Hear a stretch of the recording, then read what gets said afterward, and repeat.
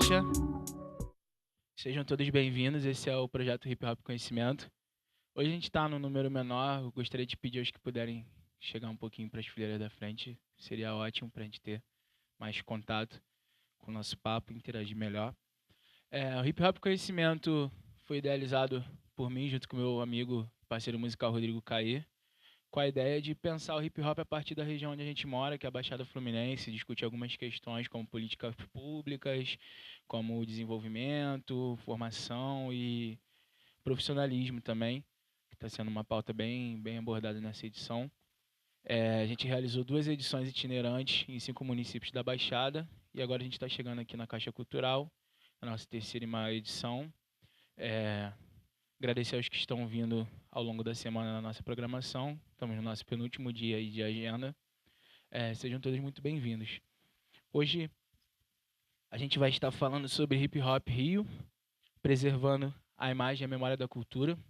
É um assunto muito importante no momento que a gente está passando, que parece que não há muita preocupação em preservar a imagem e a memória de quase nada culturalmente falando no Rio de Janeiro, no país que a gente vive. E recentemente, há um pouco mais de um ano, o hip hop se tornou patrimônio imaterial cultural aqui do estado.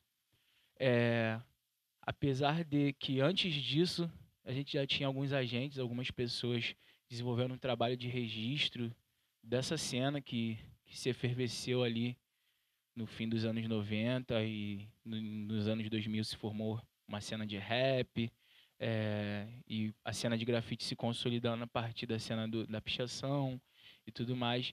E hoje a gente vai estar recebendo 2 convidados aqui, a Clarissa Pivetta, que é fotógrafa, jornalista, produtora catarinense radicada aqui no Rio de Janeiro. Ela também é produtora e fotógrafa oficial do MOF, que é o Meet of Favela, que é o maior encontro de grafite voluntário da América Latina, que acontece em Duque de Caxias, na comunidade da Vila Operária. Clarissa, seja muito bem-vinda. Uma salva de palmas para ela, por favor.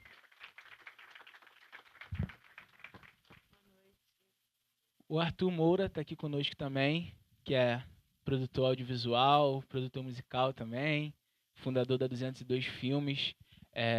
Na cena do hip hop, ele dirigiu e produziu o filme De Repente, Poetas de Rua, e agora mais recentemente, ano passado, né?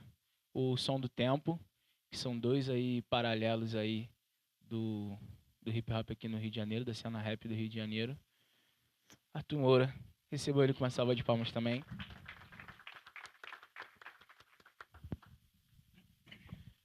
Então, Arthur, a gente estava trocando ideia mais cedo ali fora. Eu sou artista também, eu sou rapper, trabalho com comunicação, fiz a curadoria desse projeto, estou fazendo aqui a mediação do papo também. E o que eu estava trocando ali com o Arthur é que quando eu comecei a pesquisar, a querer entender o que eu queria fazer enquanto arte, como artista dentro do hip hop, apesar de ter pouco acesso ainda à informação, eu acho que era 2008 para 2009, eu pesquisava muita coisa em comunidade do Orkut. Não sei se um de vocês tiver essa rede social. e e a maioria dos artistas, os MCs ali que estavam começando, tentavam criar ali uma rede, uma fanbase ali a partir da comunidade de outros artistas, né? Então tinha a comunidade do Black Alien, tinha a comunidade do MC, tinha a comunidade rap nacional, todas essas coisas. E eu lembro que tinha uma galera que se organizava muito para criar tópicos para conversar sobre assuntos paralelos à música. E um desses tópicos era livros e documentários. Eram pautas bem comuns, assim, de serem debatidas, de ter essa troca. Às vezes a gente procurava o download de alguma coisa e não achava, vinha um outro lá salvar. Pô, tem o link do filme tal, documentário tal, sei que lá. E aí eu lembro que o De Repente ainda estava em processo de concepção, mas já tinham vários trailers, tinham várias chamadas. Eu acho muito interessante, tanto no Som do Tempo, também agora mais recentemente, quanto no De Repente, que mesmo com o filme já pronto, finalizado, sempre teve uma desmembração de conteúdos dos filmes que eram disponibilizados que não necessariamente estavam no corte final dos filmes. E esse material era algumas coisas que já estavam disponibilizadas naquela época, que serviu de formação para mim, para entender o que era cena, para reconhecer, saca? O Marechal aqui na abertura falou um pouco disso, e ao longo de todos os encontros a gente abordou um pouco sobre isso, sobre essa questão de a gente entender o que veio antes, quem abriu as portas para se reconhecer no local, que eu acredito ser uma dificuldade muito grande hoje dessa nova cena, que hoje, sei lá, antigamente a cena levava acho que uns 10 anos para se renovar, depois ali de 2010 e a Roda das Rimas, acho que esse tempo diminuiu, e agora com a internet, pô, tem uma nova cena a cada 2 anos, se demora até 1 ano e meio, né? E eu queria que você contasse um pouco da sua história, que passou pelo rap também, com o grupo Fluxo, que é um grupo niteroiense, que era formado por ele, pelo Wallace, que hoje mora onde? Na Austrália, né? E logo após, assim, nos últimos trabalhos, teve o Gori Beats também na formação. O Gori Beats é um produtor, beatmaker daqui do Rio de Janeiro. Ele organiza batalha de beats aqui que tem rolado aqui na cena. E ele participou de um dos encontros do Hip Hop Conhecimento na temporada do ano passado para falar sobre produção musical. Teve mais ou menos um workshop de como fazer um beat também durante o papo. Foi bem bacana. Depois, se vocês quiserem procurar para saber mais sobre o trabalho dele, também vale muito a pena. E é isso, cara. Conta um pouquinho da sua história.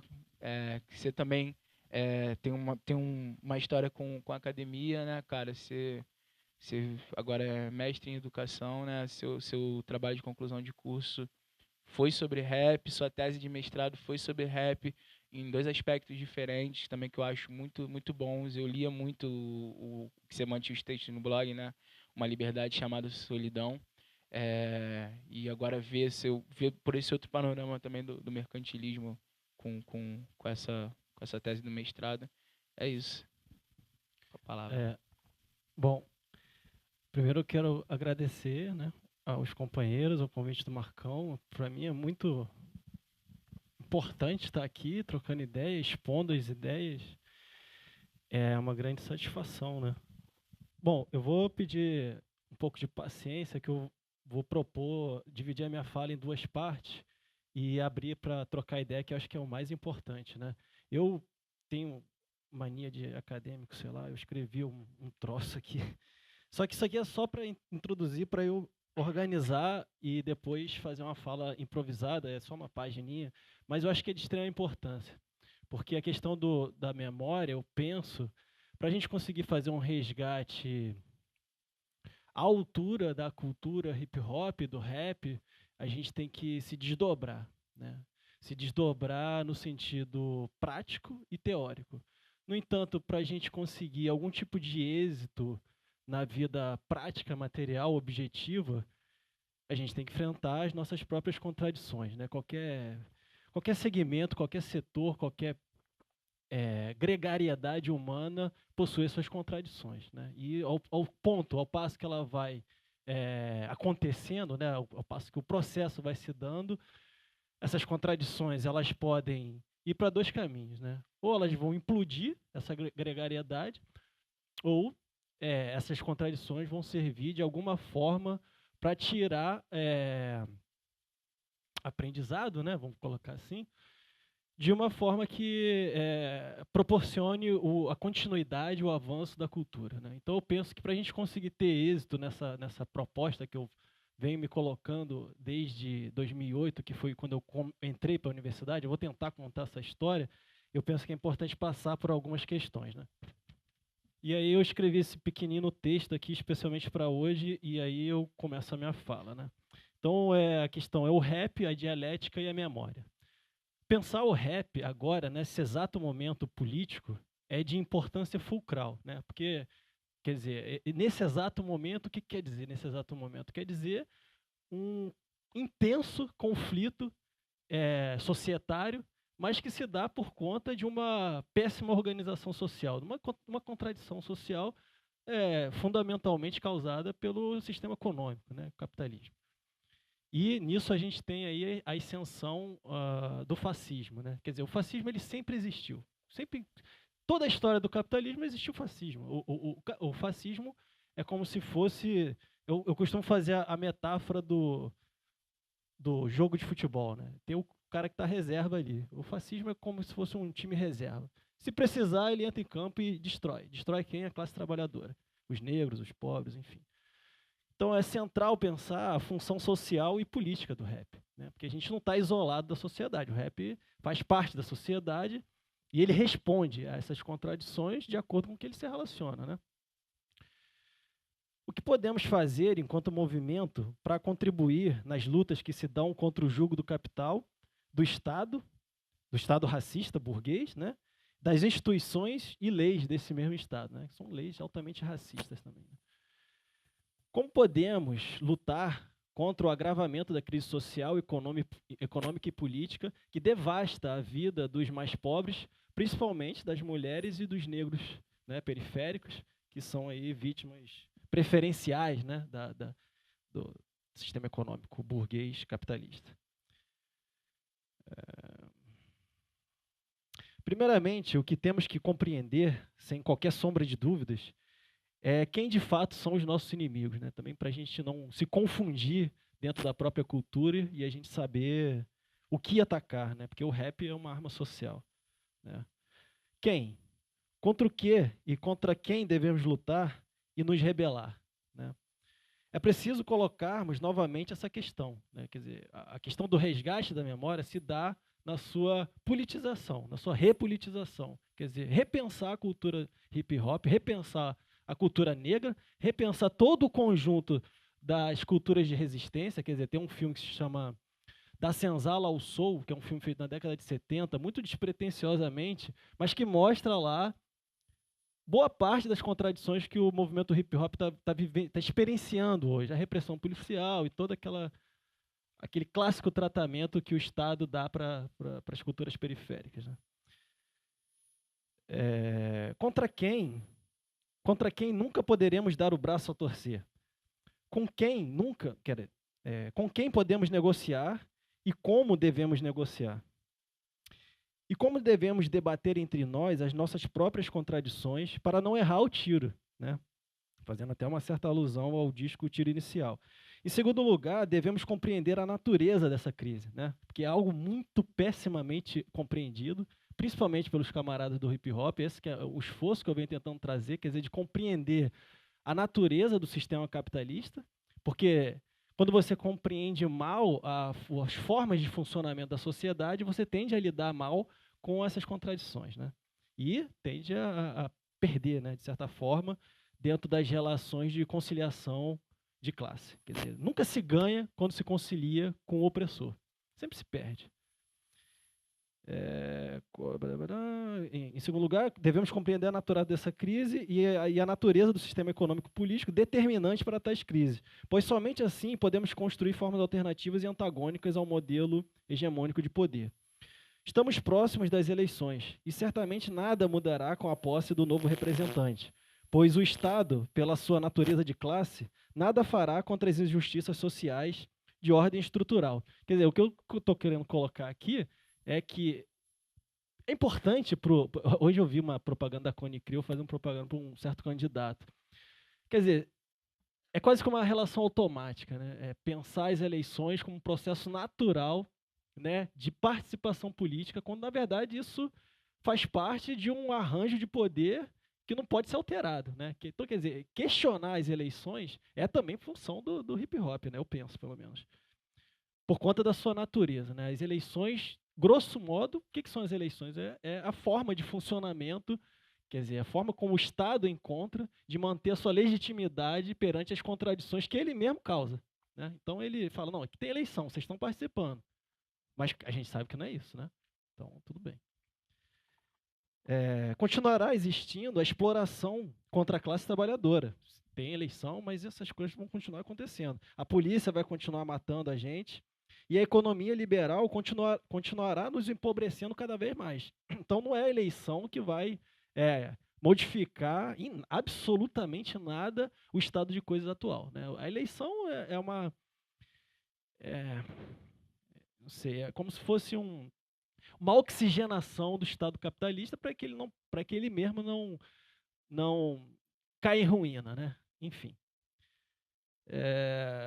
A polícia continua nos matando, etc. A luta do movimento hip hop se dá nas ruas, e ocupar os espaços públicos em meio a este triste cenário neoliberal é profanar tais espaços, que são sistematicamente repreendidos pela polícia quando alguma manifestação cultural acontece. Então, quer dizer, a questão das rodas de rima, que é muito importante para nos trazer alternativas, tanto de poder como alternativa cultural, alternativa de organização, ela é mal vista pelo Estado. Quer dizer, ela quando a gente está na praça, ocupando a praça, e não faz dessa praça,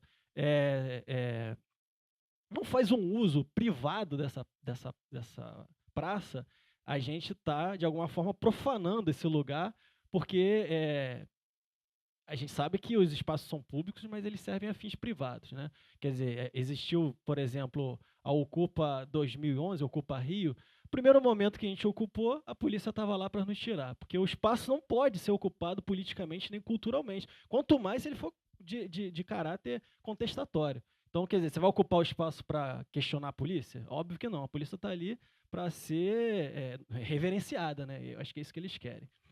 Já está acabando. A luta do hip hop se dá nas... profanamos as praças quando não a usamos como uma mercadoria, mas como locais de muita ebulição cultural combativa que não sirva a fins mercadológicos. A polícia e o Estado continuam sendo nossos inimigos, e contra estes a denúncia deve ser sempre presente em nossas narrativas, nas letras, nas telas, nos filmes, na nossa poesia. O inimigo não pode ser esquecido, né? Quer dizer, de certa forma, eu direcionei a polícia, mas claro que a polícia não é o único inimigo do hip hop. Nesse caso, ele é um representante ali armado, né, inquestionável, do Estado. Sim, o rap é uma arma social e devemos usá-la, pois somos o tempo todo massacrados, e quem passa por isso sabe muito bem do que eu estou falando, né? O rap também passa por suas contradições, né? Que de uma forma ou de outra prolifera valores antagônicos à sua própria natureza em seu interior, né? Quer dizer, são as contradições que o rap e a cultura de hip hop reproduz no seu interior, né? Toda gregariedade, como eu falei, vai reproduzir contradições. Então, você só resolve essas contradições se você conseguir produzir uma leitura minimamente crítica e coerente sobre a sociedade, né? Isso se deu, segundo minha avaliação, né, quer dizer, essas contradições, né, durante o processo de mercantilização do rap, onde este se viu forçado a transformar-se em mercadoria, né? Quer dizer, na verdade, esse forçado é o que passa todo artista. No sistema capitalista, tudo é mercadoria. Minha roupa é uma mercadoria, esse papel é uma mercadoria, o amor é uma mercadoria, o sexo é uma mercadoria, os desejos são uma mercadoria, então é praticamente impossível não converter o seu produto em mercadoria. Agora, essa conversão, ela não pode, de forma alguma, estar associada à sua miserabilidade, né? Que é a questão central aí que eu penso que caiu o rap, numa quase completa mediocrização, né, política, né? Este é um debate extremamente complexo, né? Pois a inevitabilidade de transformar-se em mercadoria no capitalismo, como eu falei, né, não pode justificar sua miséria criativa. A função do rap continua sendo a mesma, mas em tempos outros e nos mais variados territórios da sociedade, né, da cidade. A cidade partida, né, que é até um conceito usado pela... Esqueci o nome da professora agora. Tem um livro chamado Cidade Partida. A cidade partida foi unida pelo rap a partir da sua identidade primorosa e que ocupou os espaços a despeito dos desmandos do poder e da rejeição dos que detestam a cultura e a juventude. Posso ter mais um tempinho? Tá. Então, essa é uma introdução para a gente conseguir encarar o problema de frente, né? Bom, qual é a importância da memória e como que se deu a minha participação nesse processo, né? Qual foi o meu lugar, vamos dizer assim, na cultura hip hop, né? Quer dizer, eu faço parte da cultura hip hop desde 2003, né? Que foi quando eu montei um estúdio que chama Estúdio 202, onde eu gravei lá o De Leve, o Tigrão, o Marral, o Fluxo, o Dropeu, o MV Ramp, muitos camaradas que não tinham onde gravar, e foi lá onde a gente conseguiu, de alguma forma, a Flora Matos, o Papo Reto, foi lá onde a gente conseguiu, de alguma forma, gravar as nossas experiências, né?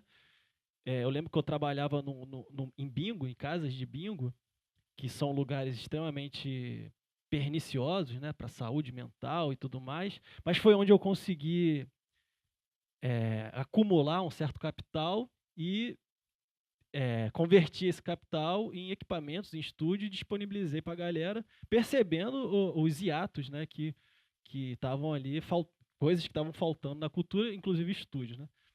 E ali a gente começou a trabalhar com videoclipes também, e eu acho que aí se deu o primeiro contato com a produção da memória, né? Porque os videoclipes, quer dizer, eles me introduziram de certa forma na linguagem cinematográfica, né? Então foi em 2004 que eu comecei a registrar o Poetas de Rua, em uma cena que acontecia na Lapa, né?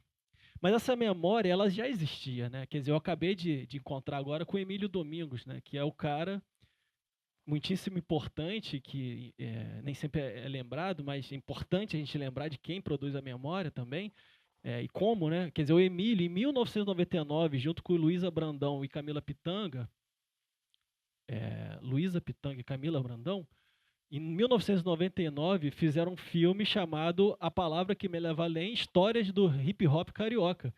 Então, quer dizer, a memória já está sendo construída a partir de personagens como Auri, né, acho que vai estar aqui amanhã, o Chacal. O Chacal, inclusive, tem uma cena muito interessante, que ele está lá no lugar onde ele mora, esqueci qual é a favela, e tinha faltado luz. Ele falou, cara, coisa muito interessante, né?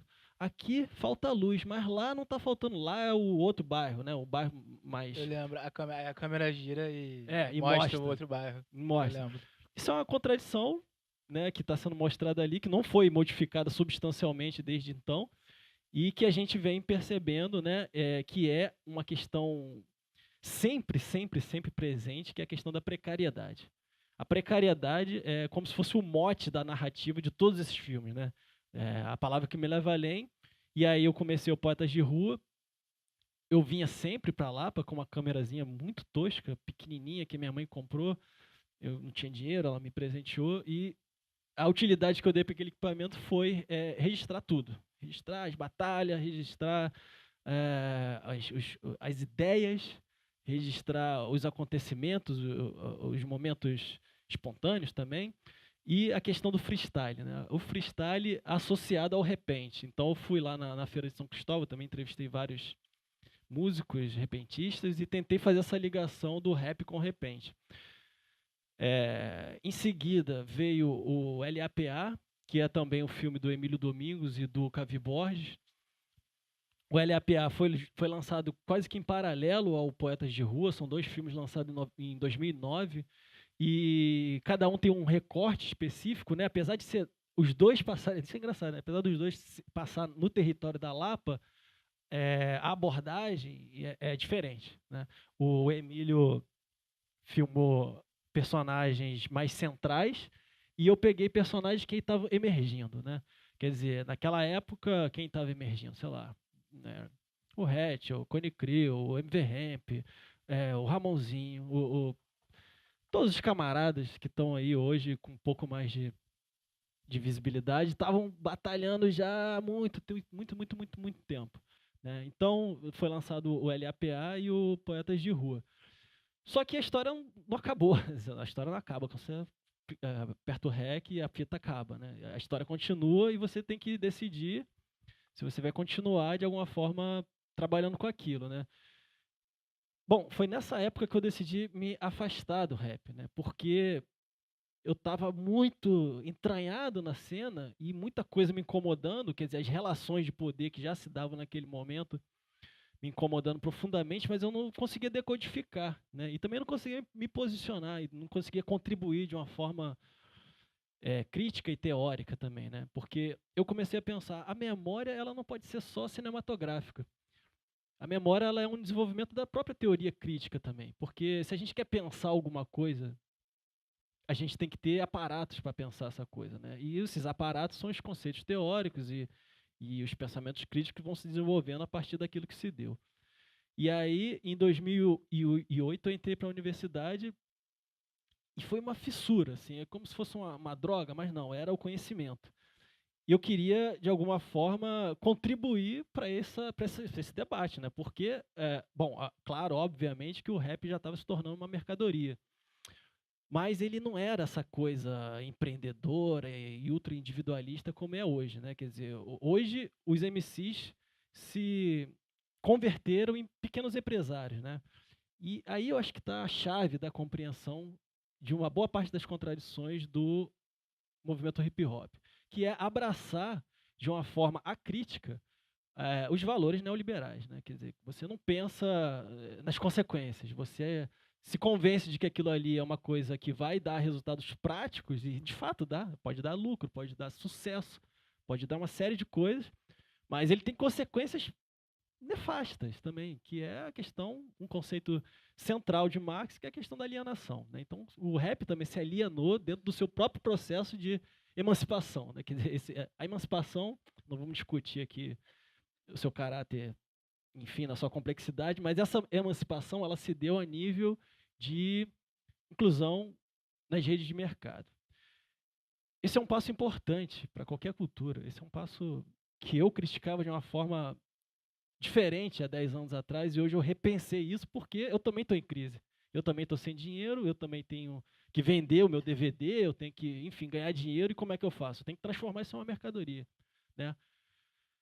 E, como eu disse, a história não parou. Então, eu pensei, pô, há de se continuar, de alguma forma, a registrar esse movimento. Então, em 2009, eu continuei registrando, né? Aí eu consegui comprar uma 5D, que foi uma coisa que mexeu muito assim com a minha cabeça, com a minha criatividade. Aquilo me deu um outro tesão para revisitar a cena e os personagens e tudo mais. E ao longo de 7 anos eu produzi o Som do Tempo. O Som do Tempo ele é uma forma também de eu próprio me rever, porque o Poetas de Rua ele é um filme que eu fiz ele de acordo com a mentalidade que eu tinha naquela época. Então, por exemplo, certas questões não existiam na minha cabeça. Por exemplo, a questão de gênero, questão do negro, a questão do próprio mercado, apesar de ter, né? Quer dizer, tem o Papatinho lá falando, tem os caras da Cone Crew, tem o Eric, tem o Fusca, tem o Ramonzinho falando lá na escada da. Mas eu não compreendi aquilo de uma forma como compreendo hoje, naturalmente. E eu tentei, de alguma forma, trazer esses debates para o Som do Tempo, né? Então, o Som do Tempo, ele, se vocês verem, ele está disponível no YouTube, só botar lá o Som do Tempo. Ele é dividido em vários blocos. Então, começa com a questão da história, depois vai para a questão das rodas, depois vai para a questão questão de gênero. Quer dizer, a partir de um episódio machista, na própria roda eu já puxei para a questão de gênero. O cara fala: você não merece ser estuprada, vem com a roupa mais larga para ser respeitada. Então, peguei esse mote e já joguei para a questão de gênero. Depois, para a questão do negro, pensar isso a partir. Aí tem vários personagens: o Antiético, o próprio Marcão Baixada, diversos camaradas, os moleques do Start. E depois fecha, amarra com a questão do mercado, né? O que mudou, né? Por exemplo, 2004 até 2017. Houve uma massificação da cultura hip hop, né? Bom, e aí, de certa forma, eu vendo essa insuficiência, né, de tratar de todas essas questões só a partir do cinema, eu trouxe tudo isso para o debate teórico, né? Então, quando eu me formei, eu entrei para a UF em 2009, 2008 para 2009, eu me formei em 2013, fiquei todos esses anos escrevendo e organizei uma dissertação que chama Uma Liberdade Chamada Solidão, mas que eu ia falar que é bem limitada, mas não é bem limitada. Ela tem o seu limite, que eu consegui depois, de alguma forma, aprofundar na minha dissertação de mestrado, que se chama O Ciclo dos Rebeldes. O Ciclo dos Rebeldes, né? Quer dizer, é uma metáfora, uma alegoria para que a gente lembre dos outros rebeldes que passar o caráter da nossa rebeldia e de como que ela é cooptada. Por quê? Porque se a gente não é capaz de construir mecanismos que bloqueiem certos valores que não podem penetrar na cultura hip hop, essa cultura ela vai se converter em algo que ela vai se converter na sua própria negação, né? E o Ciclo dos Rebeldes faz esse debate de uma forma um pouco mais profunda, né? Pensar todo o processo de mercantilização do hip hop, né, a partir de vários debates, não só da música em si, mas daquilo que foi produzido também. Quer dizer, eu fiz todo o debate bibliográfico, tal, e, de certa forma, acho que o único mérito dessa dissertação foi ter organizado esse debate, né? Não vou cair no mérito se é bom, se é ruim, mas o fato da gente hoje ter um debate sobre isso também desde dentro da nossa cultura tem o seu valor. Quer dizer, desde dentro, o que eu quero dizer? Desde uma pessoa que faz parte da cultura hip hop que se propõe a pensar suas próprias contradições, né? Essa, de certa forma, foi a minha contribuição. Quer dizer, pensar qual é o caráter da cultura hip hop hoje. Para que serve? O que a gente vai fazer daqui para frente, percebendo as contradições que estão debaixo dos nossos olhos? A gente vai sair daqui da caixa e vai ter um monte de gente ali protestando, e a gente vai pensar como que eu posso relacionar, como que a gente pode relacionar a cultura hip hop com esses acontecimentos, né? Porque ele tem uma função, na minha avaliação, e esse é o debate que eu busco trazer, fundamentalmente político. São culturas de resistência que servem, claro, tem a questão da diversão, da questão lírica, da questão toda que faz parte do universo da arte, né, da catarse que a arte te tira do lugar, né? O Lukács, ele fala muito isso, o que é arte, como que a gente pode perceber que a arte é revolucionária? Quando ela te faz chorar. O Marral fala muito isso também, né? Quando ela te faz chorar, quando ela entra dentro de você, né? Isso de fato, mas isso vem de certa forma para negar uma relação classista que a gente não pode esquecer, né? O hip hop e o rap, tudo bem, existe uma crítica muito cabível que é feita no sentido de que o hip hop não é uma cultura da classe trabalhadora, mas ela deve servir fundamentalmente a essa classe trabalhadora, principalmente nos dias atuais, em que essa mesma classe ela é tratorada pelo Estado, pela polícia, pelas instituições e pela jurisdição burguesa. É isso que eu queria falar. Clarissa, seguindo essa perspectiva de cena do Rio, né? Você é catarinense e já está aqui desde 2002, radicada já, né? Queria que você contasse um pouco da sua formação, a chegada ao Rio e o que você percebe assim de diferente, se você percebe alguma peculiaridade no que você tem nesse período de construção de acervo, de registro de coisas do Rio, da arte urbana, de toda a cena aqui. É isso. Arthur, tu arrasou. Tá funcionando? Tá. Adorei tua apresentação. Não preparei nada escrito, tá? Até vou falar muito pouco de mim, porque eu acho que justamente esse é o gancho da gente estar aqui hoje, para poder até trocar, não só entre nós, mas com vocês também, mais informações, né, sobre essa realidade, sair um pouco do virtual e estar aqui no real, né, que é justamente o que a gente vive, hip hop, a rua, né, gente? Então, sou catarinense, tá certo, praticamente carioca, mas não perco o sotaque, estou morando aqui há 18 anos. Não tinha grafite onde eu morava, lá no sul. Então, saí de lá, vim morar aqui, eu fiquei encantada e para coincidência, que na verdade essa é a razão da minha aproximação com esse universo. Eu tinha 2 grandes amigos, que ainda são meus amigos, claro, mas 2 grandes amigos na minha turma de amigos, meus primeiros amigos cariocas, e eles eram grafiteiros. Mas grafiteiros mesmo, não street art, que eu acho que isso é uma coisa bem importante, que para mim é muito importante. Há uma diferença muito grande entre grafite e street art, tá, gente? E até fazendo uma, uma analogia aí com o que tu falou do bingo, que tu usava o bingo para comprar. Eu costumo dizer que a gente usa sistema, né? Eu uso o sistema também para fazer essas coisas. Então, o que acontece? Usava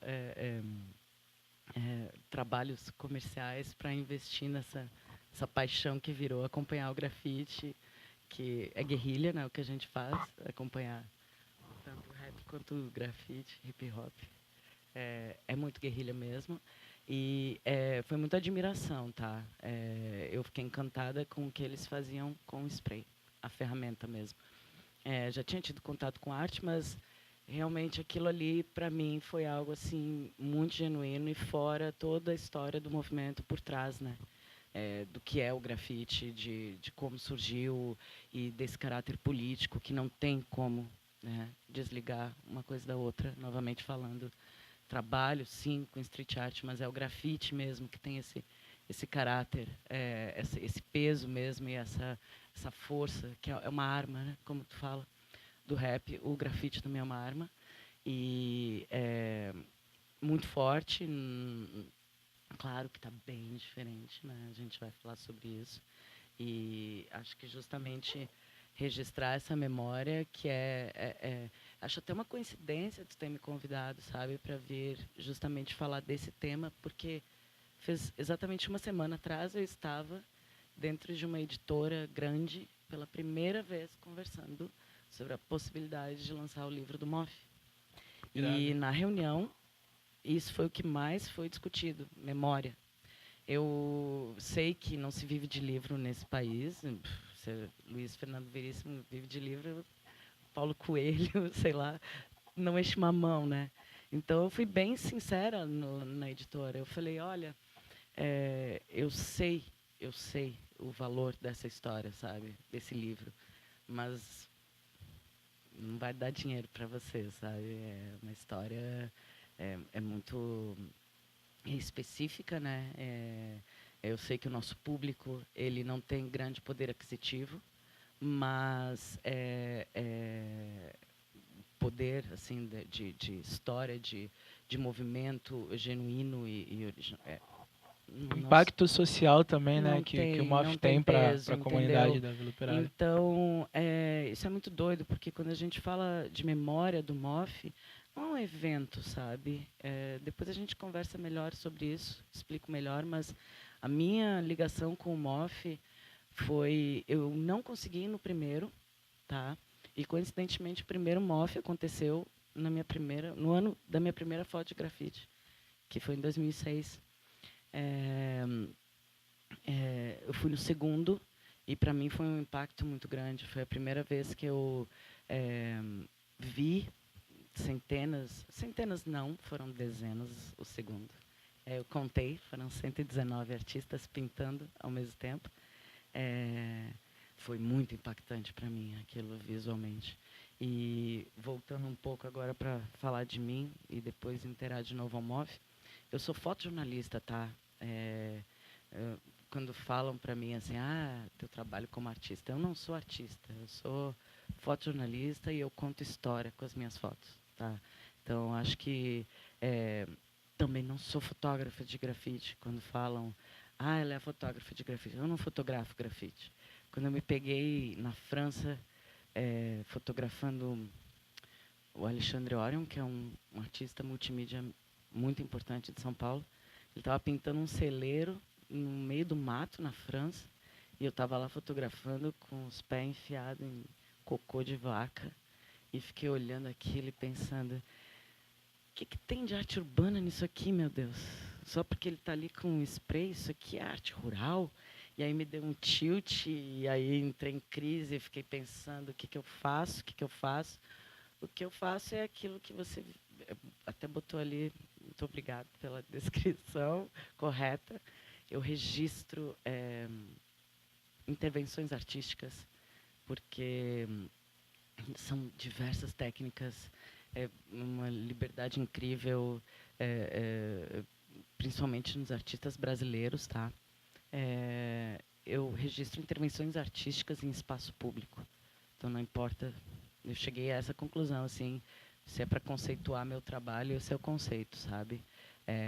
Não importa se é urbano, rural, o que for, esse é o que eu faço. Eu gosto de registrar processos, tá? Que isso também faz parte dessa minha formação como fotojornalista.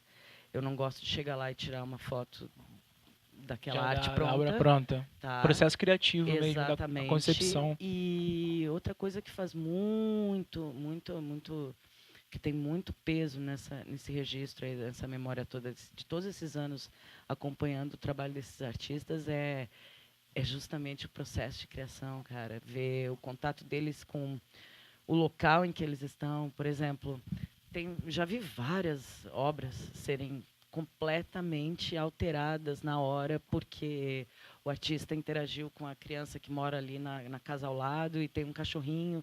No fim, o cachorro entrou para a pintura, a criança entrou na pintura. Então, essa relação do artista com as pessoas que vivem naquele ambiente onde eles estão inserindo o trabalho deles também é uma coisa linda que eu gosto muito de registrar. E acho que isso que identifica bastante o meu trabalho. Todos esses anos que eu fiquei estudando esse tipo de registro, porque assim, não só registro de arte urbana, mas a gente, em todas as áreas, a gente pode dizer, tem muito do mesmo, né? Mais do mesmo. Então, esse é o meu foco também no meu trabalho e na minha dedicação com os meus registros, que é tentar busca sempre diferente, que foi o que me levou em 2010 a ir para dentro de uma usina em Macaé, que foi a primeira vez no mundo que foi feito um projeto em que a gente levou artistas urbanos para pintar dentro de uma termoelétrica em funcionamento. Ninguém morreu. E aí a gente voltou lá por 4 anos, lancei meu primeiro livro na França, com minha primeira exposição solo, foi lá por causa desse projeto, ele se chama Usina. E tu vê, o foco do projeto era levar a arte num ambiente industrial para funcionários, 45 funcionários, num ambiente extremamente estressante, né? Porque eles produzem energia 24 horas por dia, se fica 1 hora desligado é um prejuízo incrível. Então, assim, esse projeto foi um dos ganchos assim dessa coisa do diferencial. Também fui para a Tailândia, fiquei 1 mês fotografando um artista francês pintando Budas dentro de um templo de 300 anos. Isso foi outra coisa também assim incrível de poder registrar. Mas, novamente falando, eu uso isso, esses trabalhos assim mais, como eu vou dizer, comerciais, para trabalhar nessa parte mais social. E a gente está falando aqui especificamente do MOF, mas, óbvio, a gente se dedica, né? O MOF é o central, porque realmente o que a gente fez lá, cara, é algo assim que vale a pena ir lá, gente. Se ninguém nunca foi, esse ano é 7, 8 e 9 de dezembro. Tu já foi, né? Já. Tu conhece bem. Já. Então, Subir escadão. é uma coisa incrível, gente, o que acontece lá. Pessoas que nunca pisaram em galeria, em museu, hoje você vê eles falando de arte, assim, conhecendo artistas, porque o MOF virou internacional já há mais de 6 anos. A gente perdeu o controle do evento, né? Então, esse impacto e poder e a gente vê essa história, né? Não só nas fotos, como eu estava falando com o Arthur, que a gente filma todos os anos. O MOF, se falar que o MOF é um projeto, não, o MOF são 4 projetos, né? A gente tem o projeto do evento, o projeto do filme, o projeto do livro, o projeto da exposição, que é uma história linda para ser contada. E fora as coisas que acontecem paralelamente, né? Exatamente, Que tem a batalha, tem os shows, tudo no isso final tem o baile, a galera do reggae ali registrado. fora. Exatamente. É uma história muito grande, assim, são muitos personagens. Se tu parar para pensar que hoje a gente recebe 700 artistas para pintar, então, de cara, tu já pensa em um projeto, um livro com 700 protagonistas, sabe? Então, como que tu faz um livrinho disso. Por isso que todo mundo pergunta, como que tu nunca lançou ainda? Por que tu nunca lançou? E eu tenho uma produtora, né, de cinema aqui. Como que eu nunca lancei o filme? Vou ser bem sincera, gente, é muita guerrilha, tá? O Arthur sabe bem disso. A gente paga para fazer esses trabalhos e para poder manter o registro e essa memória viva, porque realmente MOF é mais difícil ainda, porque não é Rio, tá? É Duque de Caxias. Várias oportunidades que eu tive de conseguir patrocínio, chegava, não, Clarice, é Duque de Caxias, não é Rio, então Zona Sul, sabe? Enfim, então isso também é o nosso uma grande dificuldade que a gente tem lá com o MOF, mas a gente não abandona, tá? É guerrilha mesmo. Vai sair, eu tenho muita certeza disso, que ainda lançaremos esse livro. E eu sou um pouco chata com isso, tá? Todo mundo pergunta, cadê as fotos? Cadê as fotos?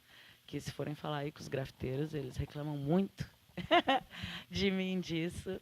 E eu tenho isso de querer pegar, sabe? Eu gosto de livro, eu gosto de exposição, eu quero muito fazer a exposição do MOF nas ruas da Vila Operária, sabe? Que eu quero que os moradores andem pela exposição e se vejam há 10 anos atrás ali, sabe?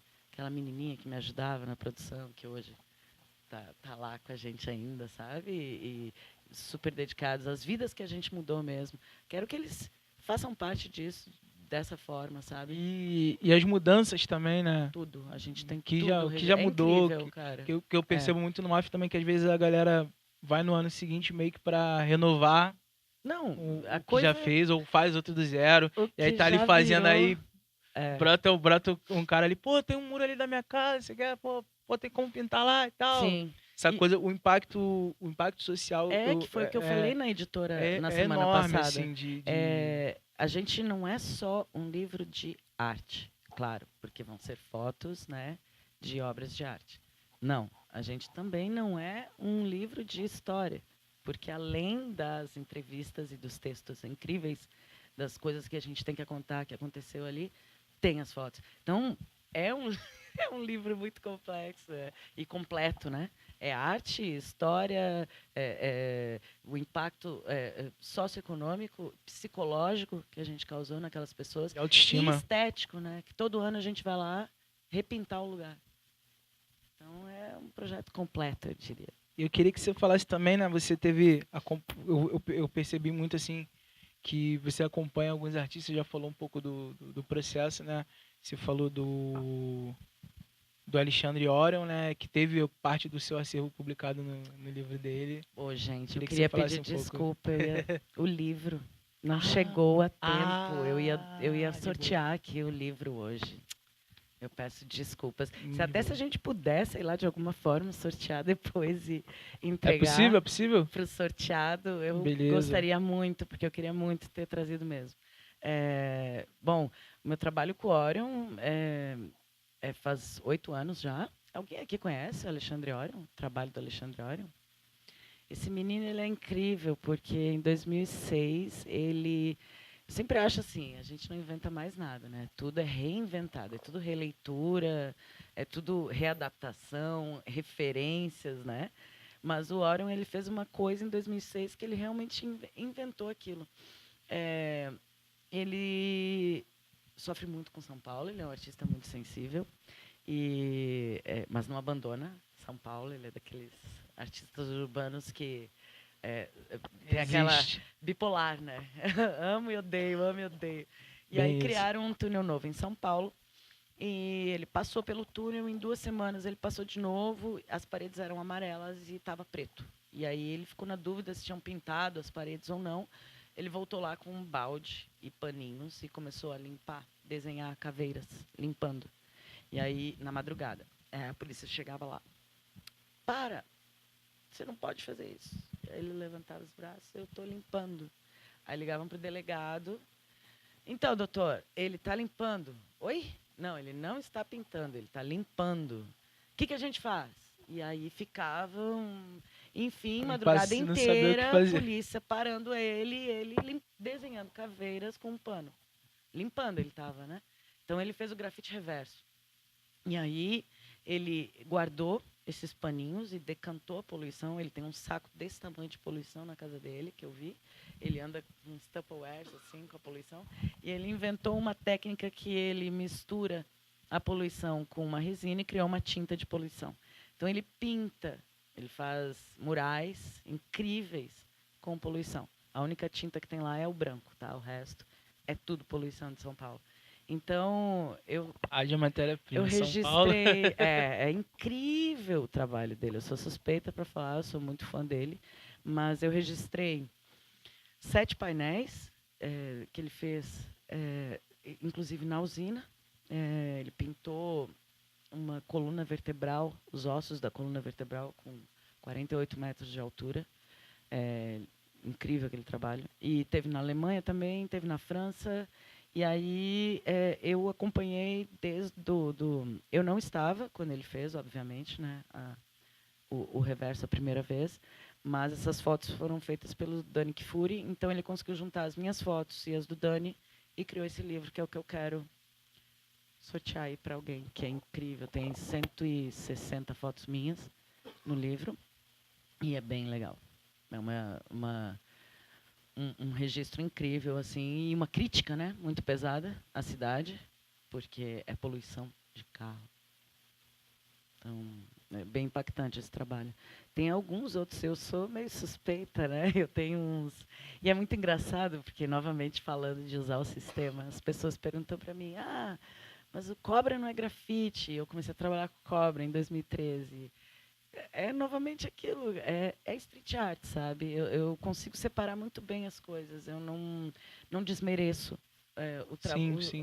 as opções, né, de cada um, que é o que ele estava falando, o lance da mercantilização. Cara, está acontecendo isso em tudo, até no picho, né? Até no picho, os caras foram para a Bienal na Alemanha, né? Participar. Então, A galera que fez a invasão, né? então, se for parar para pensar, cara, é por tudo. O capitalismo realmente ele domina a coisa. E a gente teve aí um boom muito grande, que quando foi o grafite entrou na novela, né? O grafite foi para Globo, e aí a gente teve um pouco essa coisa ali, bem igual à apresentação do Arthur, eu tenho os mesmos exemplos com o grafite. Foi para Globo, aí virou aquela coisa, o ator, só porque fez um papel que ele era grafiteiro, virou grafiteiro. Então, tipo, isso não me abala. Abala, né?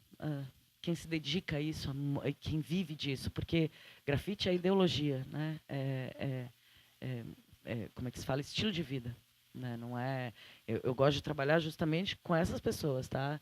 Não, novamente, não desmereço o trabalho de quem é designer e virou artista de rua, mas eu tento sempre valorizar essa galera que rala mesmo, assim, que além, obviamente, da filosofia de vida, trabalha com isso profissionalmente e que nem eu acaba usando o sistema, né, para poder fazer outras coisas.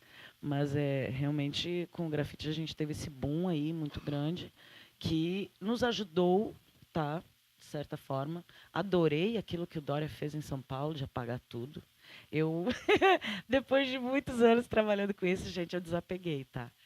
Parei de sofrer com isso de, eu adorava aquela pintura e foi apagada. Grafite é isso, gente, é efêmero, vivo, né? É vivo. Acaba, tá? Faz parte, adoro quando apagam. Rola muito essa coisa, Que né? aí tem é igual no Das rap, né? regras. Tem a Disney e apaga, aí um cara vai lá e picha um tem o lance protesto. das regras, né? Tipo, muro é meu, eu que apago. Eu respeito também, gente, as regrinhas do grafite, mas assim, adoro quando refaz porque Provoca. sabe o que é muito doido também? Para pensar. Eu sou artista de rua. Você está ali na rua, você está impondo a todas as pessoas aquela arte, aquela pintura. Tu não é obrigado a gostar, sabe? E tem um monte de gente que não gosta. Tá? É bem meio a meio. Então, Renovar, para mim, tem muito isso também, desse caráter do, aquela pessoa que não gostava agora, quem sabe goste. Tentar agradar todo mundo de alguma forma. Isso aí tá mais bonito. Mas tá entendendo? Sim, Porque sim. é isso, eu tô impondo mesmo. Tipo, e outra coisa que eu venho me dedicando, que eu gosto muito, que eu já faço há alguns anos, é pintura em grande escala. Meu último projeto foi a Sereia, ali em Botafogo, não sei se alguém aqui viu, uma Iemanjá. Ali fui eu que produzi com a Rafa Moon. Foi nós duas, a gente fez sozinhas. Bem na loucura guerrilha mesmo. E foi bem engraçado. E eu vou usar esse gancho, assim, para puxar um assunto, assim, depois entre nós, que é a questão de várias vezes, vários dias, as pessoas chegavam e perguntavam, cadê o artista? E tava eu e a Rafa. Isso dá uma raiva, cara. Isso acontece muito, gente. Parece que a gente é assistente, né? E tipo, era só mulher. Aí a gente fez questão também da assistente ser mulher, encher de mulher naquilo, sabe? Por isso que no final ela foi lá e pintou, pinte como uma mulher, porque deu uma coisa na gente de todo dia ter aquela indagação, sabe? Cadê o artista? Isso rola bastante. É isso, esse foi o papo com Arthur Moura e Clarissa Pivetta. A gente vai abrir uma rodada de perguntas agora. Quem quiser, só levantar a mão. Aí, pensei que tava lá em cima. Boa noite. Minha pergunta é para Clarissa. Eu estou aqui fotografando, mas eu acompanho a cena do grafite também. Eu tenho acompanhado bastante mutirões em favela. Tenho feito bastante registros. E eu cheguei no momento que o Arthur chegou em uma determinado... Nessa época que você estava captando as imagens da época, tipo, cara, o que eu estou fazendo aqui, tá ligado? Tipo, mano, será que tem necessidade de eu continuar fazendo isso? Tipo, é o cara que está ali, sabe, pintando. Não sou eu. E eu queria saber de você, se você chegou a esse momento também, tipo, mano, será que tem importância mesmo eu estar aqui fazendo essas fotos? Porque o trabalho do cara já está existindo ali. Tipo, a gente está falando sobre isso, né? Sobre registro, sobre ter memórias. E eu tô nesse momento, tipo, essa semana que vem vai rolar um ataque de bomba aqui no Caju até a rodoviária. E aí me chamaram, tá ligado? Eu falei, cara, o que eu vou fazer lá, tá ligado? Tipo, não tem favela, não tem... Adoro! E aí, tipo, é isso. Não, mas porque você tem que... Cara, você tem que registrar isso. Isso é a cena acontecendo. Eu falo, caralho, o que tá acontecendo na minha vida, tá ligado? Tipo, Adoro e aí eu quero... pegar essas coisas, é esse questionamento assim. que eu tô agora. Eu queria saber, tipo, se você também se colocou nessa Você acha que isso posição. é fácil de registrar, rapaz? Você tá maluco? Olha o que você tá me perguntando, cara. Olha a oportunidade. Então, Isso é incrível. Você acha? Isso. Eu tô muito... Eu tô saindo. Olha a pergunta que você me fez. Eu já tô aqui me coçando assim. Eu vou lá contigo. Quer saber que hora que vai ser? Eu vou lá contigo. Não, é sério. Você tá me fazendo uma pergunta que pra mim a resposta é... Eu não consigo nem pensar de outra forma. Eu nunca me parei pra pensar por que eu tô fazendo aquilo. Pra mim, eu sou fotojornalista. Eu gosto de registrar instantaneamente. Isso é outra coisa, sabe? Todo mundo me pergunta assim, a sua ídola é a Martha Cooper? A sua referência é a Martha Cooper? Não, não é, cara. Minha referência é o Custódio Coimbra, que é um dos meus ídolos fotógrafos brasileiros que registra o instantâneo. Saca? Eu gosto do instantâneo. Que às vezes tem tanto instantâneo na minha foto que as pessoas acham que ela é forjada. Tá? Por exemplo, vou te dar um exemplo. Primeira vez que eu fotografei artistas pintando trem. O Gloy pichou à frente do trem e falou, Pivetta, vou subir, faz uma foto minha em cima do picho. Aí eu, legal. Quando eu vi que ele ia pular, cara, eu peguei a foto dele pulando do lado do picho. Aí todo mundo achou que eu pedi para ele pular, sabe? Então, assim, para mim é sempre a coisa do instantâneo, assim, não é... Eu não gosto da coisa posada, eu não gosto Então, esse tipo de coisa que você está indo registrar, isso é creme de la creme. Vá. É incrível. Foi essa divisão que eu fiz assim, na minha cabeça, de procurar os mutirões dentro de favela, porque tem muito mais coisas instantâneas acontecendo dentro de uma favela do que numa rua, tá ligado? Claro, porque é isso, né? O grafite é uma comunicação, é um significado. Eles não estão ali tipo, só desenhando, né? É uma cultura existindo ali na rua. Só que eu também tenho essa visão do momento. A favela vai te oferecer várias coisas, saca? E aí eu me perdi, tá ligado? De fato, assim, eu já me falaram, cara, tu é a Martha Cooper. Eu falei, mano, não sou. Eu sou uma outra parada, tá ligado? Eu só não tô aproveitando o momento. E eu tô nessa fase, tipo, cara, eu acho que eu vou sair dessa parada por um tempo pra eu entender e voltar, tá ligado?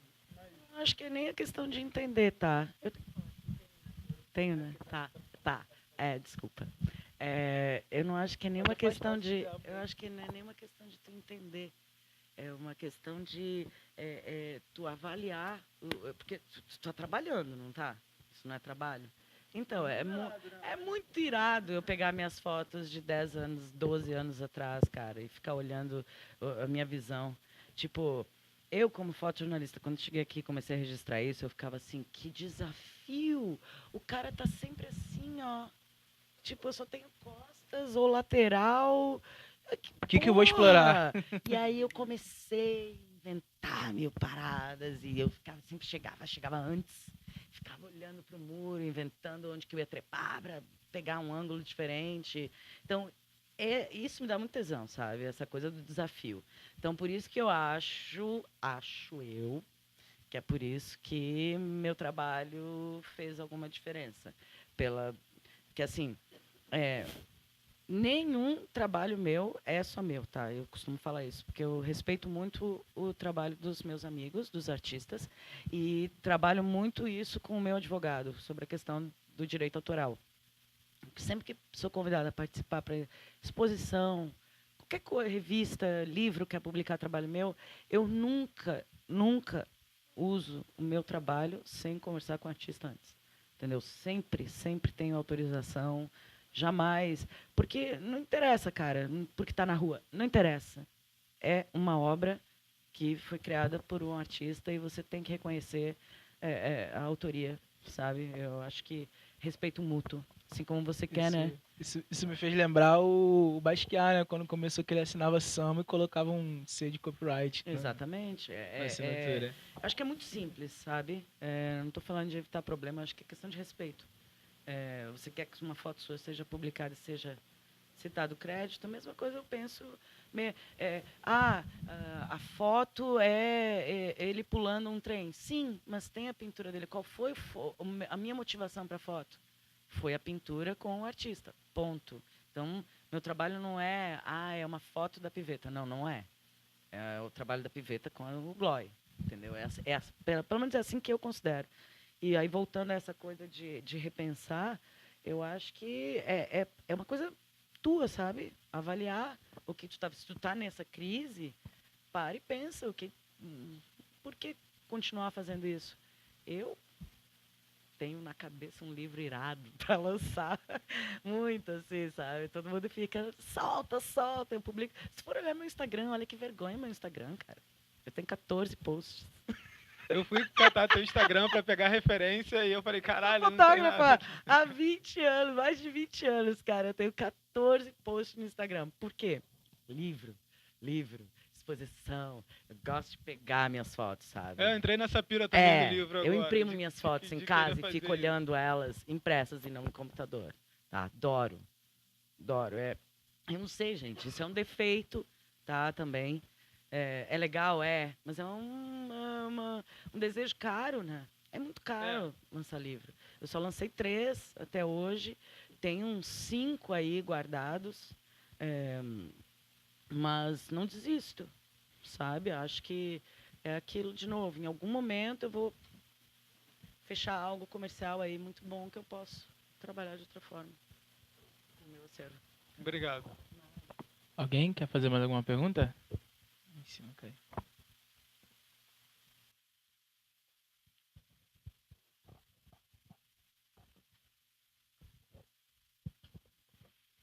Boa noite. Boa noite. O Arthur trabalhou em bingo para comprar equipamento e fazer sua própria produção. A Clarissa fez fotografia comercial muitas vezes para financiar esse trabalho que faz. Você falou que é muita guerrilha, a gente paga para fazer esses trabalhos e que grafite é ideologia. Eu penso que provavelmente o artista, um dos artistas plásticos, gráficos de rua mais importantes do mundo é um sujeito que a gente não sabe exatamente quem é e que não ganha um centavo com isso. Será que, e aí retomando algo que você falou no início, Arthur, sobre a retomada de um aspecto político e ideológico da própria arte. E aí eu acho que isso não se restringiria apenas ao hip hop, ao rap, mas a muitas outras coisas.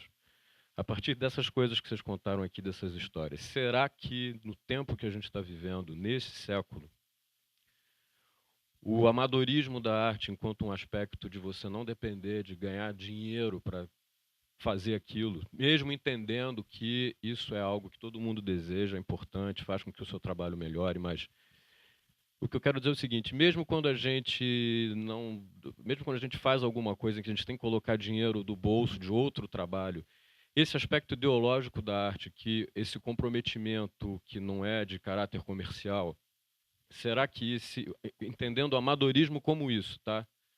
Será que isso é, neste tempo em que a gente está vivendo, uma possibilidade da arte de retomar um caráter de provocação, ideologicamente mesmo importante, ou vocês acham que o caminho é mesmo a gente insistir em profissionalizar essa produção?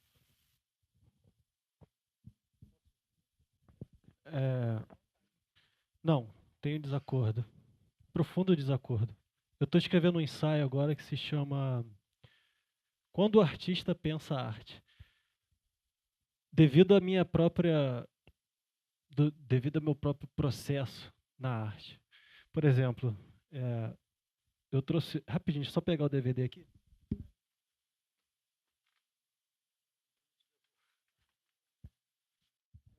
Por exemplo, esse filme aqui eu trouxe, já acabou as cópias, se chama Araguaia Presente, sobre a guerrilha do Araguaia.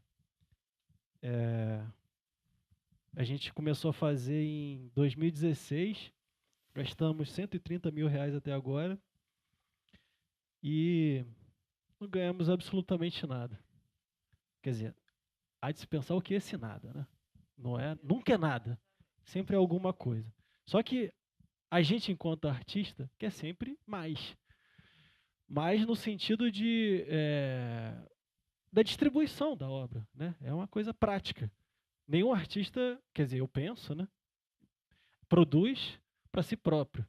Claro, a gente às vezes faz autorreflexões e aprimora aquilo, mas a intenção final daquilo é sensibilizar as pessoas, para que isso se reproduza. Quer dizer, para que a arte se reproduza e para que a arte encontre outros caminhos, né? Bom, para responder essa pergunta com qualidade, né, e com firmeza, a gente teria que fazer um debate sobre o que é arte e, principalmente, qual é a função da arte no capitalismo. Ou melhor, o que significa produzir arte no capitalismo? Esse é o enigma. Metaforicamente, esse é o enigma. Por quê? Porque o caminho automático e natural, quer dizer, é tornar-se uma mercadoria e querer sempre mais. Quer dizer, tem um depoimento do Hatch no meu filme que ele fala, cara, o cara não pensa em impulsionar o post dele, ele não pensa aquilo como um mercado, ele nem sabe o que é mercado, então ele está falando outra linguagem. Eu tenho desacordo com isso, porque isso é um enclausuramento, na verdade. Se você pensa o mercado como um fim em si próprio, isso é um processo de alienação. Agora, se você pensa o uso desse mercado para além, né, do seu desgaste, quer dizer, por exemplo, eu estava comentando com a Clarissa a questão do Som do Tempo. O Som do Tempo, a TV Brasil queria comprar o Som do Tempo. E eu recusei. Por que eu recusei? Porque eles chegaram, o seu filme é até legal, mas ele precisa disso, disso, disso. Esses caras têm que estar, esse também. Eu falei, cara, eu já filmei todo mundo que você está falando aí. Eu filmei BH, filmei São Paulo, fiquei 15 anos filmando a cena, quem eu não filmei, né? Para além do meu ego, quem eu não filmei? Claro, eu faço parte da cultura, eu conheço todo mundo. Por que eu não coloquei? Por uma escolha própria. Agora veio o Canal Brasil determinar o que eu devo fazer. Naquele momento, eu, ingenuamente, ou sei lá, dentro da minha loucura, eu recusei, né? Hoje eu pensaria, porque eu tô quebrado e aquele dinheiro poderia me salvar. R$80 mil. Meu filme poderia estar bombando. Mas ele seria outro filme. Ele seria outro filme. Moldado. Qual seria o valor desse filme para aquilo que eu quero. Quer dizer, eu me formei em história, eu sou um historiador. Eu não penso a arte na sua fugacidade, apesar de, como coloca a companheira, existam certos universos da arte que é isso, é fugacidade, é o cara chegar lá, pintar e ser apagado. Mas eu penso a arte dentro de uma historicidade. Quer dizer, o que essa arte produzida dentro daquele tempo significa ou vai significar daqui a 10, 15, 50 anos? Né? Pô, eu comecei a minha fala falando sobre o Emílio. O Emílio fez o primeiro filme há 20 anos atrás. Porra, eu tenho 34, eu tinha 14 anos quando o cara estava fazendo o filme. Só que eu continuei, de certa forma, a escrita sobre a história da cultura. Essa questão que você coloca do amadorismo e do próprio underground, o underground é uma coisa muito mal compreendida também, porque o que é o underground? É como se fosse uma estratificação abaixo do mainstream, quando na verdade não deveria ser isso. O underground deveria de partilhar de outros valores. Quer dizer, por exemplo, do apoio mútuo, onde você, dentro de uma organização, recusa os monopólios de mercado para forjar a sua autossuficiência dentro daquilo que você se propõe a produzir, junto com os demais e as demais. Isso é uma forma de certa forma, burlar o mercado. A gente não vai fazer a revolução socialista fazendo uma rede de apoio mútuo, mas a gente vai dar condições para a nossa arte não perpetrar um tipo de prática demasiadamente utilizada no esvaziamento da arte, debates já feitos pela Escola de Frankfurt, pelo Habermas, pelo Adorno, por toda essa galera já que é muito criticada pelo seu radicalismo, né? Quer dizer, não sei se vocês conhecem, mas existe um debate tá para muito além do nosso tempo sobre a mercantilização da arte. Ninguém aqui inventou isso. A gente está continuando um debate que já está rolando há muito tempo, né? Quer dizer, o Adorno tem uma posição firme, mas ele tem razão em muita coisa. A gente tem que saber também minimamente extrair o que há de bom ali. Agora, por que eu tenho o desacordo? Porque isso que você falou, ao meu ver, é, de certa forma, morrer no limbo. Esse amadorismo, eu não contraponho o amadorismo com profissionalização. Eu acho que profissionalização é um aspecto paradoxal, altamente paradoxal, porque o que é ser profissional? Né? O cara tem uma postura, chegar num lugar, tem uma outra oratória, tem um outro lidar, ele vai se reformular para ser um profissional, ele não pode ser um profissional escaralhado, entendeu? Ele tem que ter uma postura, ele tem que ter todo um trato com aquilo que ele quer vender. Ele é um profissional porque ele quer vender alguma coisa. Ele quer se auto-vender, né? E dentro disso a gente não constrói alternativas factíveis, né? Quer dizer, produzir com o seu próprio recurso tem limite. Tem limite, tem seu limite. Uma hora você não vai ter mais dinheiro, cara. Uma hora você vai... E aí é um dos paradoxos, né? Por quê? Porque você, por exemplo, agora eu acabei de fazer um outro filme sobre a questão do conservadorismo. Chama-se Conservadorismo em Foco, né? Que eu me propus a pensar a questão do fascismo, o contemporâneo, a questão do que vem a ser o conservadorismo, quem são os conservadores, e fiz esse filme com dinheiro próprio. Claro que se eu tivesse mais grana, seria um outro filme e tudo mais, mas eu fiz ali o que eu queria. Mas eu não sei se eu vou ter dinheiro para fazer o próximo, porque, de certa forma, também, dentro do meu limite, eu não consegui resolver isso, porque eu enquanto indivíduo, não vou conseguir resolver um problema que é da ordem coletiva. Se a gente quer resolver um problema tão complexo quanto esse, a gente tem que se desdobrar e pensar isso de forma coletiva. Porque é a partir daí que as alternativas nascem, não é a partir da cabeça de um suposto gênio, né? Ninguém é gênio, não trabalho com essa possibilidade. Eu trabalho com justamente esse conceito de trabalho, né? Quer dizer, o labor, né? o desdobramento em cima daquilo que se quer produzir, veicular, expressar e guardar a sua singularidade, né? Como bem coloca o Benjamin, né? A questão da arte. A arte ela tem essa potência por conta da sua singularidade. Ela é algo único. Ela não existe. A arte não é aquilo que se produz em série, né? O pensamento conservador e toda essa... Conservador não, desculpa. A questão do profissionalismo, ele vem de certa forma, burlando isso, né? Ele produz em série, ele não respeita certos aspectos da arte convencional, da arte espontânea, enfim. Ele produz um outro tipo de arte, ele produz não só a arte, ele produz o público. O público responde àquilo que está sendo produzido. Então, o público é cúmplice, ele retroalimenta a miséria da arte dentro do aspecto geral do capitalismo.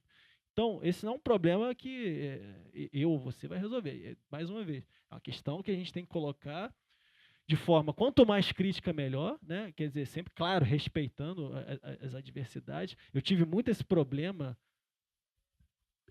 pessoal, quer dizer, eu tô criticando os meus colegas, né? Como que eu vou falar isso sem querer criar um espetáculo gratuito aqui, né? Então, essa é uma questão a ser pensada por todos nós que estamos na mesma situação de precariedade e que se opõem, quer dizer, que a gente não tem esse desejo fetichista da mercadoria de estar no hall das ilusões, né? Daquele hall onde poucos fazem, que a gente tem a ilusão de que a gente vai estar lá, mas a gente não vai estar lá. Aquilo é feito para aquele, quiçá para aquele outro, mas não é, o mercado não é uma instância democrática. Eu acho que se compreende muito mal essa questão da profissionalização porque não se compreende o que é o mercado. A gente acha que o mercado é democrático, porque a propaganda que se faz do mercado é uma propaganda que ludibria. Né? Se você pegar os rappers, carrão, mulherão, dinheiro, tem um clipe lá aquele rapper super famoso dos Estados Unidos, tem uma máquina de fazer dinheiro, ele joga dinheiro pro alto. Aquilo é uma ilusão, né? Enfim, existem vários. No Brasil é o Kendrick. No... Hello, bitch, Limbo. Aí tem o cara jogando dinheiro pro alto. Aquilo é uma forma de protesto, claro, eu entendo, dentro da sua ascensão social, mas o que a gente não pode se encerrar é justamente nesse pensamento utilitário, instrumental, que se faz a partir da arte. Quer dizer, eu venci quando eu ascendi socialmente, né? Essa é a narrativa normativa do rap. Consegui vencer por quê? Porque hoje eu tenho dinheiro. Porque hoje eu tenho capital simbólico, capital cultural não, é capital puro, né? Eu tenho bruto. Eu tenho o meu lugar garantido, que me distingue dos demais que não tem. Só que isso é visto como algo bom pela própria comunidade, porque eles desejam estar naquele mesmo lugar, mas eles não vão estar, infelizmente. Quer ponderar alguma coisa? Tem mais alguma pergunta?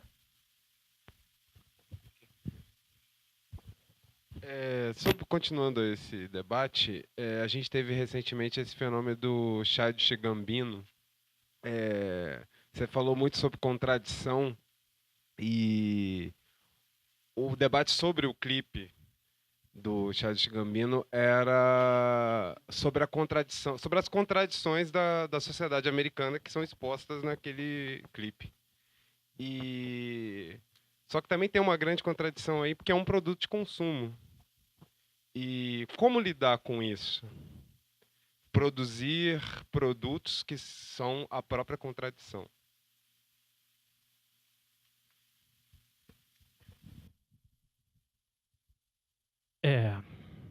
Porque o mercado ele também tem as suas estratificações, né? Eu acho que a arte ela começa a ser influenciada e redirecionada a partir de determinados interesses. Por exemplo, eu acabei de mostrar esse DVD aqui, a gente fez esse filme, produziu, o filme ficou pronto, mas não tinha o DVD. Aí, a Nova Democracia, o jornal A Nova Democracia, nos deu R$5.000 e imprimiu 1.000 cópias daquele DVD. Isso a nível de mercado não é nada. Isso não vai fazer nem cócegas. Isso aqui serve para eu trazer e distribuir, vender um ou outro e comprar uma cerveja ali e ficar de boa. Não vai ter alteração significativa na minha obra, e tampouco na distribuição e nos resultados que isso vai trazer para mim. Como eu falei no texto, existem certas instâncias, a meu ver, que são dignas da gente recusar qualquer tipo de negociação. Agora, cada artista tem a sua necessidade e ele vai entender isso da sua forma, de acordo com a sua visão de mundo, como que ele decodifica aquelas relações e se ele acha que a arte dele realmente tem algum valor. Né? Que às vezes ele acha que não, e tá com foda-se, distribui aquilo, vira um plástico e se agradar, beleza. Né? Mal comparando, por exemplo, a questão do Felipe Ret, né? Um camarada, guardo meu respeito, claro, mas, por exemplo, eu gravei o Ret em 2006, 2007, o Ret não era o Ret que ele é hoje, obviamente, e a gente gravou lá num quartinho tosco, um calor pra caramba, com um beat lá, pá, e aquilo ali foi a nossa manifestação.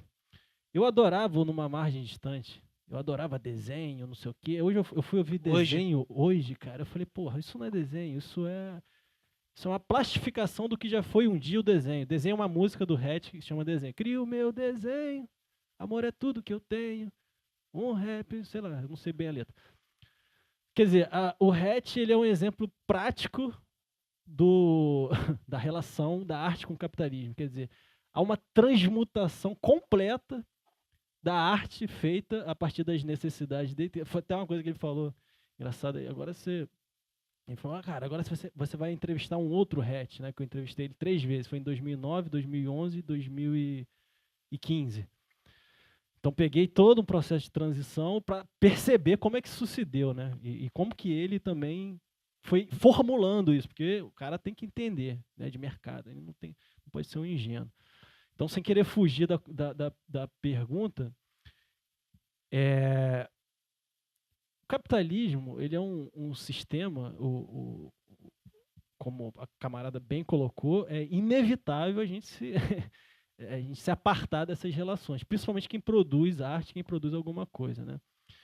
Tudo vira mercadoria, né? Há de se virar para você reverter isso em algum benefício material. Eu penso que se a gente não for capaz de nós mesmos construir relações antagônicas, o que é antagonismo? É aquilo que não dá. É tipo uma peça, um Lego que você vai encaixar em outra, ele não rola. Isso é antagônico. Não são compatíveis, exatamente. Não são compatíveis. Se a gente não for capaz de criar novas relações antagônicas ao processo destrutivo do mercado, inevitavelmente a gente vai se associar ao mercado por incompetência nossa mesmo, né?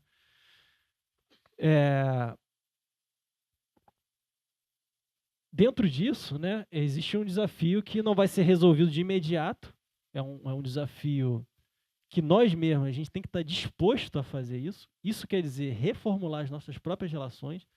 Isso eu vejo que o rap um setor que comanda o rap, né, de certa forma, existem os principais representantes. Existe o Estado Maior do rap. Existe, não vamos ser ingênuos, existe. Essa galera não quer. Essa galera já está bem. São os nossos referenciais, aqueles que a gente ouve em casa. Eu gosto de todos eles, admiro.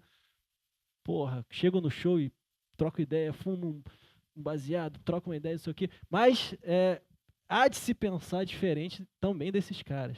Não quero dizer que são inimigos, não são inimigos. Não, como eu bem coloquei no meu texto, a gente tem que saber identificar os nossos inimigos. Nossos inimigos não estão dentro do rap. Os inimigos estão no Estado, estão nas instituições, está lá na polícia, que sempre vai massacrar a gente. Dentro dos nossos, a gente tem que fazer um trabalho de conscientização. É isso que vai abrir possibilidade de responder a sua questão de forma mais concreta, né? É o processo de conscientização, é um processo de aprendizado e contínuo e constante que vai proporcionar isso. Agora, eu acho que a partir do momento que ele vira uma mercadoria de massa, eu tendo a concordar com as análises dos teóricos da Escola de Frankfurt de que isso cai automaticamente num processo degenerativo. Sem dúvida alguma, você vai ter que negociar com os patrões que vão dizer o que você deve ou não fazer. Você não interessa. Por exemplo, eu tenho 13 filmes. Desde 2003, eu estou produzindo meu 14º filme. Acho que eu não vou querer saber. Foda-se se você tem 13 ou um filme. O que você vai fazer daqui para frente cabe a nós, não a você, porque somos nós que detemos os meios de produção. Enquanto a gente não tiver os meios de produção, enquanto a gente não tomar isso, porque isso não vai ser negociado com os caras, a gente tem que chegar lá e tomar, né? Como foi em todo o processo revolucionário. Se a gente quer revolucionar a arte, a gente tem que passar pelo mesmo processo de tomar os meios de produção e reutilizar esses meios de produção a favor de uma perspectiva, obviamente, revolucionária, né? Não adianta a gente também cair numa perspectiva reformista, né? Que essa que é uma crítica também que eu tento trazer para a galera do rap, que é como se antagonizar ao capitalismo. Não adianta a gente, às vezes, reproduzir uma série de práticas neoliberais achando que está fazendo a revolução que não está. Está compactuando com o inimigo sem saber, né? Então, as novas possibilidades vêm a partir de um processo de emancipação intelectual e de emancipação organizacional. São esse movimento dialético que vai trazer a força necessária para que a gente consiga, no rap, repensar a distribuição, a própria função social da arte e, como coloca o funkeiro no final do Som do Tempo, o que vai ser essa arte daqui para frente, né? Será que a gente vai ter que rebolar cuscuz, né? Assim que ele fala lá no filme. Será que a gente vai ter que botar... Como é que é? Ele faz uma metáfora engraçada lá, mas é exatamente isso. Os caras são muito sagazes nas suas observações também. Mas isso, infelizmente, isso vai gerar conflitos internos dentro de nós mesmos. Então, esse processo educacional se dá também de forma a discutir como se exerce a política e como se compreende as relações de poder. É fundamental compreender certas questões antes de pensar a emancipação da arte. Eu acho que é um processo longo e de intenso confronto com nós mesmos e com o meio social que a gente experiencia e pratica a nossa arte. Eu acho que é isso. É isso, galera. Esse foi o nosso papo com Clarissa Pivetta e Arthur Moura. Uma salva de palmas.